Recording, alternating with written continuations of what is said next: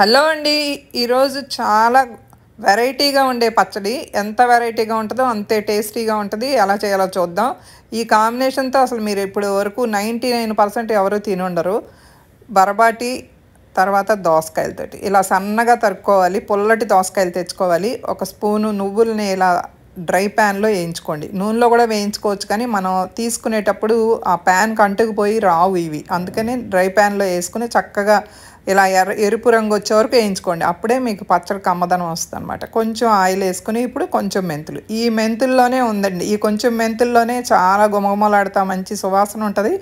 అలా వేయకపోతే బాగోదు. ఎక్కువ వేస్తే చేదొస్తది. అలా ఎండుమిరపకాయలు, మీ టేస్ట్‌కి సరిపడా ఎండుమిరపకాయలు, కొంచెం ధనియాలు ఇవన్నీ దోరగా ఇలా ఏయించేసేసుకొని మొత్తం మీద మాడిపోకుండా జాగ్రత్తగా ఏయించి తీసి పక్కన పెట్టేసుకోండి. ఇది పచ్చిమిరపకాయలు కూడా వేసుకోవచ్చు. మీరు కావాలంటే పచ్చిమిరపకాయలు వేసుకోండి. నేను ఎండుమిరపకాయలతో చేస్తున్నాను. అదే ప్యాన్‌లో మరి కొంచెం ఆయిల్ వేసుకొని ఈ కట్ చేసుకున్న బొబ్బర్లు లేకపోతే అలసందలు ఏదంటే అదండి.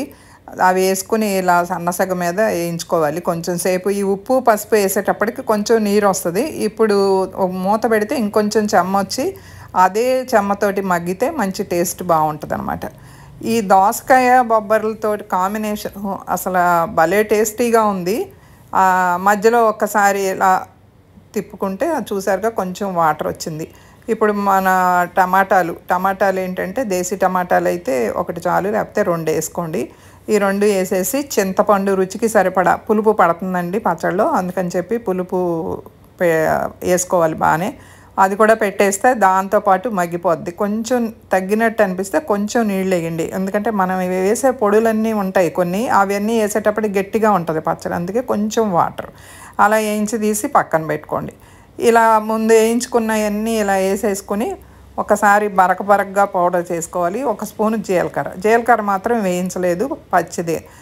అది బరకగా మిక్సీ చేసుకున్న తర్వాత అప్పుడు వెల్లుల్లిపాయలు, ఈ బరబాటీలు బొబ్బర్ల ముద్ద కూడా వేసేసుకొని ఇలా చేసుకోండి. మరీ మెత్తగా చేయొద్దు ఆ పేస్ట్లో. మరి ఇవన్నీ వేసేసి దోసకాయ ముక్కలు, ఉప్పు, కొత్తిమీర ఇవన్నీ వేసి కలిపేసుకుంటామే. ఇది నా ఫ్రెండ్ రమ సజెషన్ ఇచ్చింది. వాళ్ళ దొడ్లో కాసాయని చెప్పి తను చేసింది. నాది కొంచెం మోడిఫికేషన్ చేశాను అనమాట. తను కూడా ఎక్స్పెరిమెంట్లు చేస్తూ ఉంటుంది బాగా. చాలా టేస్టీగా వచ్చిందండి. నేను కూడా ఇంత బాగా టేస్ట్ వస్తుంది అనుకోలేదు. ఈ పోపులో అన్నీ వేసుకున్నట్టే పోపు చాలా బాగుంటే పచ్చడి మీకు బాగుంటుంది. ఇంగువ వేస్తున్నాను నేను. మీరు కావాలంటే ఇంగువ వేసుకోండి, లేదంటే స్కిప్ చేసేయండి. వేసుకుంటే ఒక రుచి, వేసుకోకపోతే ఒక రుచి, అంతే అండి. మొత్తానికి మంచి బొబ్బర్లో మంచి ప్రోటీన్ ఉంటుంది, దోసకాయలో సి విటమిన్ ఉంటుంది. కాకపోతే పుల్లటి దోసకాయలు తెచ్చుకోండి, కరకరలాడతా ముక్కలు చాలా బాగుంటాయి, చాలా టేస్టీగా ఉంటాయి.